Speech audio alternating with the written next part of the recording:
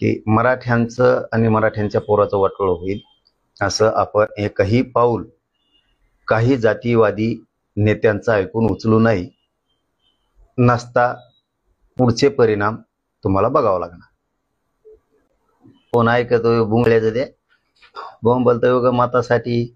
त्या लाल्याने सांगितलं असेल तिकडून दिल्लीला, ते गांधी एक लाल्या त्याने सांगितलं असेल मराठ्याच्या विरोधात बोल म्हणून, कारण काँग्रेस सध्या मराठ्यांच्या विरोधात जास्त बोलायला लागले.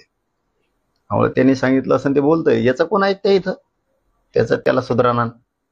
जातीचा नेता होऊन बसला आणि मतासाठी ओबीसीचा नेता म्हणायचा. हे ओबीसीचा नेताच नाही याच्यात कुणीच, हे फक्त ठराविक लाभार्थी टोळीच्या जातीची नेते आहे ती. ज्यांना उगा आता लय बुळबुळ करतात म्हणून ते मुख्यमंत्र्याला एखाद्या दिवस काय यांच्या तोंडून हात फिरावा लागतो, बोलून घ्यावं लागतंय. कारण मुख्यमंत्र्यांनी यांची अवकात ओळखली आता, यांच्या उड्या कुठपर्यंत येतात म्हणून. हे सीमित झाले आता जातीपुरते. हे ओबीसीचे नेते होऊच शकत नाहीत, हे मुख्यमंत्री देवेंद्र फडणवीस यांच्या लक्षात आलेलं आहे. त्यामुळे काय कुणाच्या बापाची पेंड आहे काय जे आर रद्द करणं?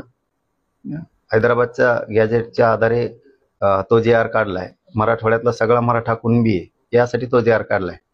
असं रद्द करणं आणि हे करणं सोप्या गोष्टी आहेत का? आमची पण मागणी आहे ना, आता आम्ही पण निवेदन द्यायला लागलो, मागणी पण केली की 1994चा जे आर रद्द करा, वरचं 2% आरक्षण ते पण रद्द करा, 50%च्या वर गेले.